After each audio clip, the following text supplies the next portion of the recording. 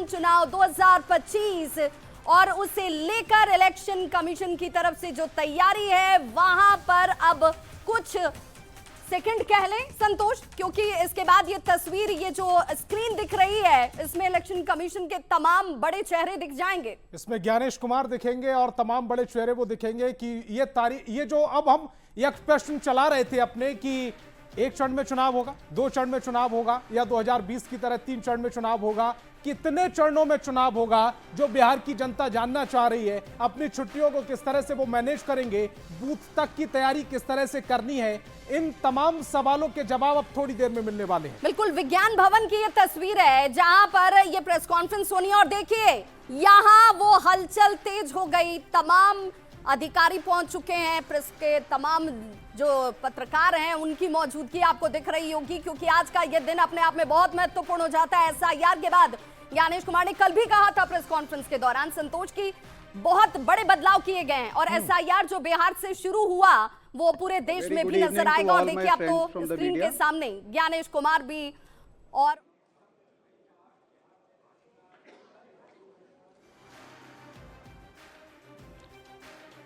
I welcome you all today to the Election Commission of India's press conference for the announcement of the schedule for assembly elections to the Legislative Assembly of Bihar 2025.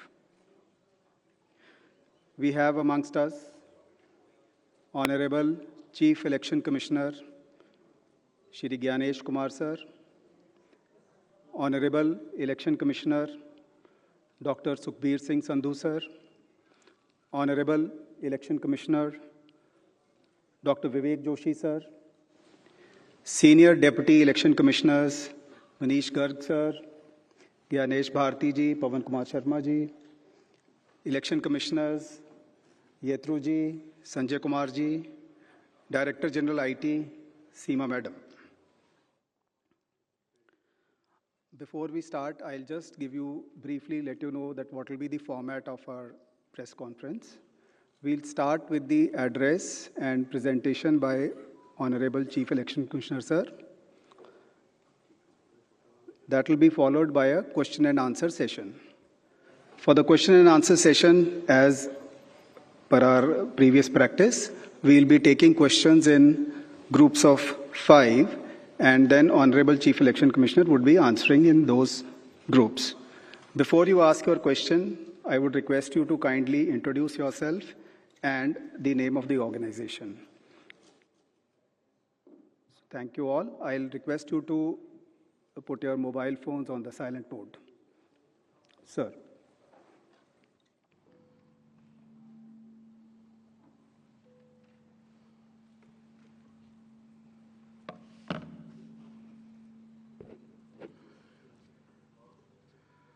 Honorable Election Commissioner Dr. Sukhbir Singh Sandhu Ji, Honorable Election Commissioner Dr. Vivek Joshi, election commission के वरिष्ठ अधिकारीगण और सभी media के साथियों,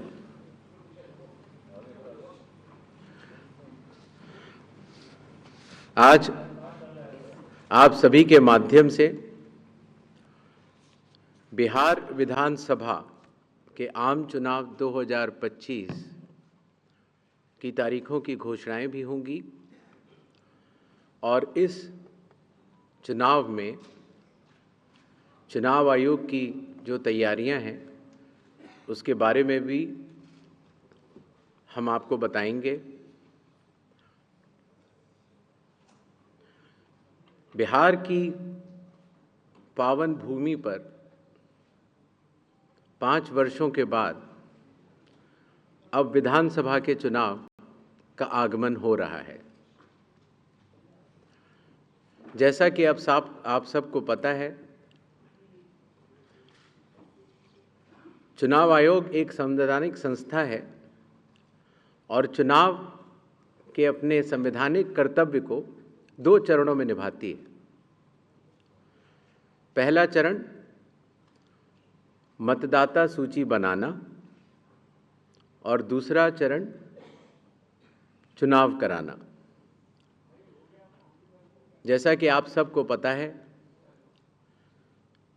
24 जून 2025 से शुरू हुए विशेष गहन परीक्षण के दौर में मतदाता सूची का शुद्धिकरण किया गया।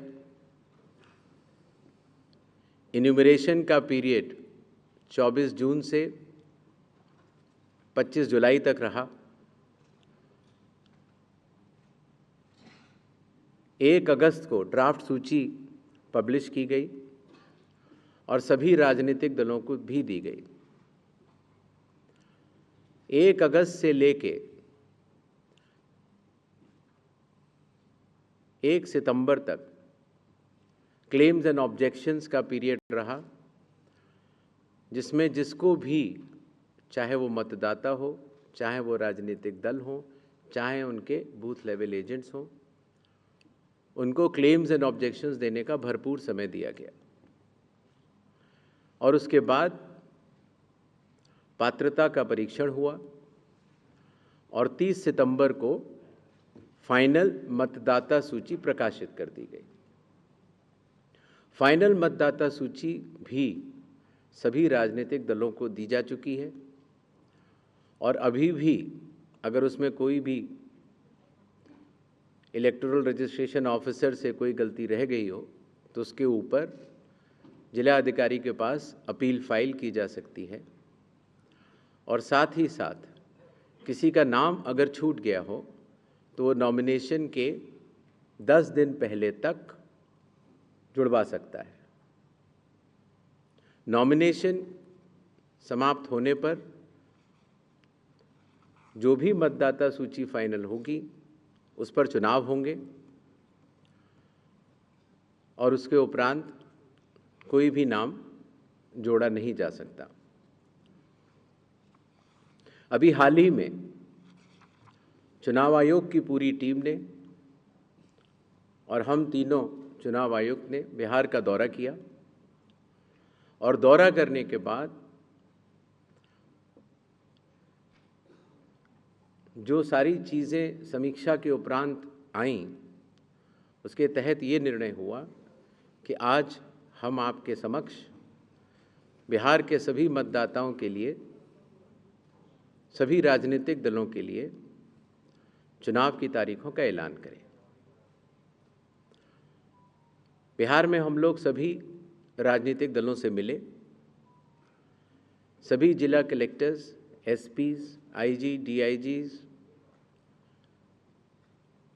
DGP, chief secretary, divisional commissioners, enforcement agencies, सबके साथ सीएपीएफ्स के नोडल ऑफिसर्स, सबके साथ बैठकें हुई और आपके माध्यम से बिहार की जनता को चुनाव आयोग ये बतलाना चाहता है कि इस बार बिहार के चुनाव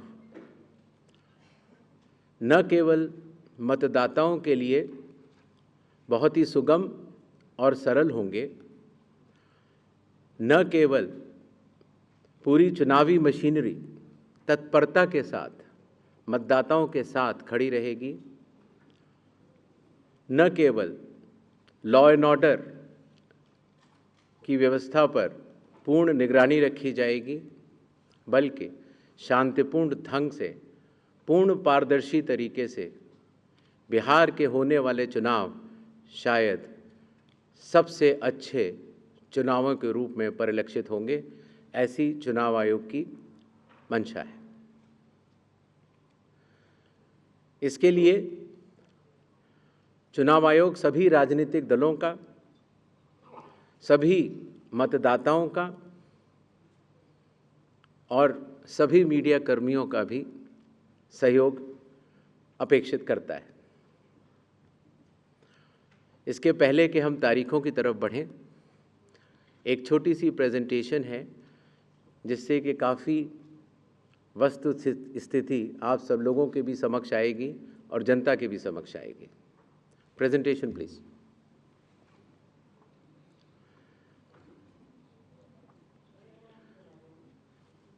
बिहार में कुल 243 विधानसभा क्षेत्र हैं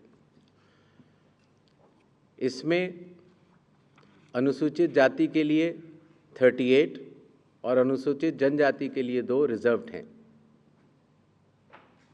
नेक्स्ट, एक ओवरव्यू अगर लिया जाए मतदाताओं का,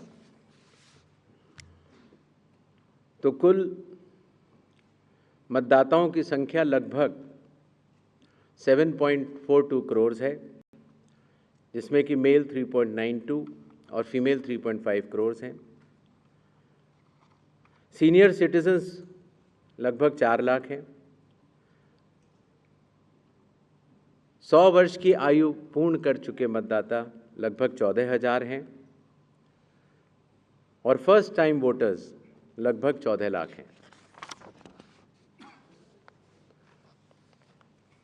जैसा कि आप सबको विदित है, इस बार चुनाव आयोग ने मतदाताओं की सहूलियत के लिए, उनकी सुविधा के लिए हर मतदान केंद्र पर 1200 से ज़्यादा मतदाता न हो ऐसा लक्ष्य रखा है। इसके चलते पोलिंग स्टेशंस की संख्या में वृद्धि हुई और अब बिहार में 90,712 पोलिंग स्टेशंस हैं। एवरेज वोटर्स पर पोलिंग स्टेशन लगभग 818, वुमेन मैनेज्ड 1044 और मॉडल पुलिस स्टेशन लगभग 1350। हर पोलिंग स्टेशन पर वेबकास्टिंग की व्यवस्था होगी, जिससे चुनावी प्रक्रिया के ऊपर वरिष्ठ अधिकारियों का पूरा निगरानी किया जा सके। बिहार में कुछ इंटरेस्टिंग चीज़ें भी हैं।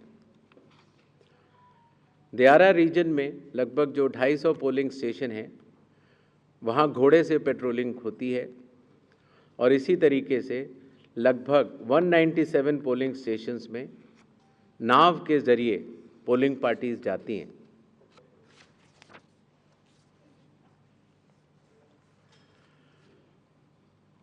चुनाव आयोग के निर्देशों के अनुसार हर मतदान केंद्र पर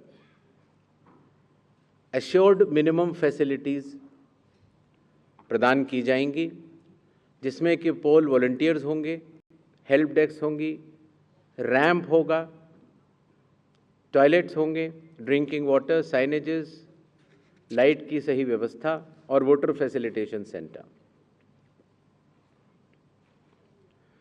जो हमारे बुजुर्ग और दिव्यांग मतदाता हैं,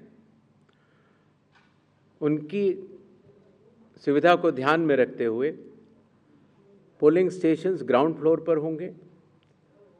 अगर रैंप है तो 1:12 के रेशियो में प्रॉपर ग्रेडियंट से बनेंगे। वॉलंटियर्स भी रहेंगे, व्हील चेयर की फैसिलिटीज़ भी दी जाएगी और अगर इनमें से कोई भी 85 प्लस के उम्र के अगर लोग हैं या 40% से ज़्यादा जिनकी डिसेबिलिटी है, अगर वो चाहें तो फॉर्म 12D भर सकते हैं और उसके उपरांत उन्हें होम वोटिंग की सुविधा भी दी जाएगी।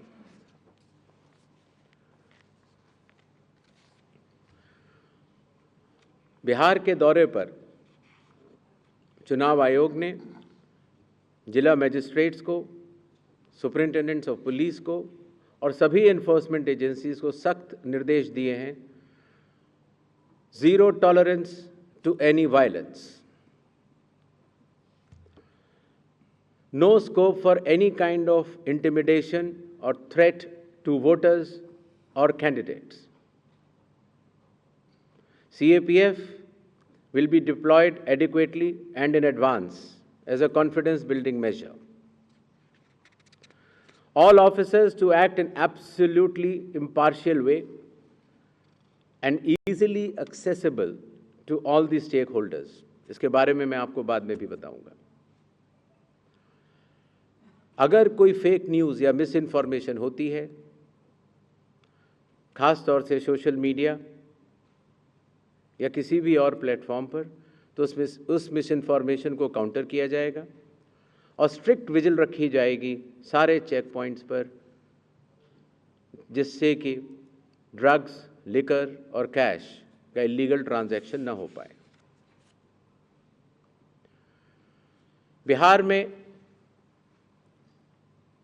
बिहार के पूरी चुनाव का तंत्र है, उसके साथ मिलकर बिहार के इन चुनावों में 17 नए इनिशिएटिव्स लिए जा रहे हैं, जो कि बिहार से शुरू होकर पूरे देश में लागू होंगे। चुनाव आयोग ने इसके ऊपर एक एक इनिशिएटिव के ऊपर काफ़ी चर्चा और इनकी प्रायोगिकता को देखते हुए ये कदम उठाया है और एक ऐतिहासिक कदम इसको माना जाएगा। ट्रेनिंग, पहली बार जो चुनाव आयोग का ट्रेनिंग इंस्टीट्यूट है, India international institute for democracy and election management, वहाँ पर बिहार के सभी बूथ लेवल एजेंट्स जो जिला स्तर के थे, बूथ लेवल एजेंट 1, उनकी ट्रेनिंग का आयोजन किया गया। इसी तरह से अब जहाँ जहाँ चुनाव होंगे वहाँ वहाँ बूथ लेवल एजेंट्स 1 की भी ट्रेनिंग IIIDM द्वारिका में की जाएगी। जो बूथ लेवल ऑफिसर्स होते थे, पहले उनकी ट्रेनिंग या तो विधानसभा स्तर पर हो जाती थी या कई बार जिला स्तर पर। तो इस बार हर विधानसभा क्षेत्र के 4 से 5 BLOs को IIIDM में बुलाया गया और उनको चुनावी प्रक्रिया के बारे में अवगत कराया गया, जिससे कि हमें अब जो चुनावी तंत्र है, जो ज़मीनी स्तर का चुनावी तंत्र है, उसमें बहुत ही ज़्यादा बदलाव देखने को मिला। साधारण तौर से पुलिस ऑफिसर्स की ट्रेनिंग भी जिला स्तर पर या राज्य स्तर पर होती थी, लेकिन चूंकि लॉ एंड ऑर्डर एक सेंसिटिव सब्जेक्ट है और ख़ास तौर से जब CAPF जाती हैं तो जिला पुलिस प्रशासन और CAPF का समन्वय भी बहुत आवश्यक होता है। इसके लिए पहली बार पुलिस ऑफिसर्स की भी IIIDM में ट्रेनिंग की व्यवस्था की गई। ये तीनों लॉजिस्टिक्स के हिसाब से और ट्रेनिंग के हिसाब से बहुत बड़े कदम रहे। मतदाता सूची, लगभग 22 वर्षों के बाद बिहार में मतदाता सूची के शुद्धिकरण का कार्य सफलतापूर्वक 30 सितंबर को संपन्न हुआ। लगभग सभी राजनीतिक दलों ने ये मांग की थी कि मतदाता सूची में काफ़ी त्रुटियां हैं और इसको मद्देनज़र रखते हुए ये कदम उठाया गया। हालांकि सोशल मीडिया पर इसके बारे में कुछ बढ़ चढ़कर कहा गया, लेकिन सत्यता ये है कि आज की तारीख में बिहार के 243 इलेक्टोरल रजिस्ट्रेशन ऑफिसर्स ने 90,000 बूथ लेवल ऑफिसर्स के साथ मिलकर 1.6 लाख बूथ लेवल एजेंट्स, जो कि 12 मान्यता प्राप्त राजनीतिक दलों ने नियुक्त किए थे, उनके साथ मिलकर इस सूची को शुद्ध करने का बहुत ही सराहनीय काम किया है और बिहार ने देश को ये राह दिखाई है।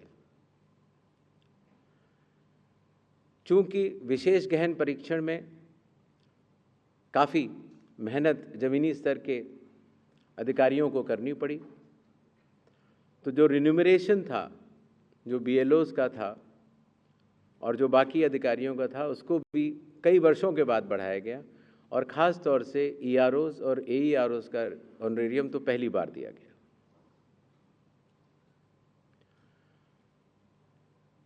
जिन मतदाताओं के नाम सूची में नए जुड़े हैं या जिन मतदाताओं की एंट्रीज़ में कोई चेंज है, जैसे पता बदल गया, तो ऐसे मतदाताओं को नए वोटर कार्ड दिए जाने हैं।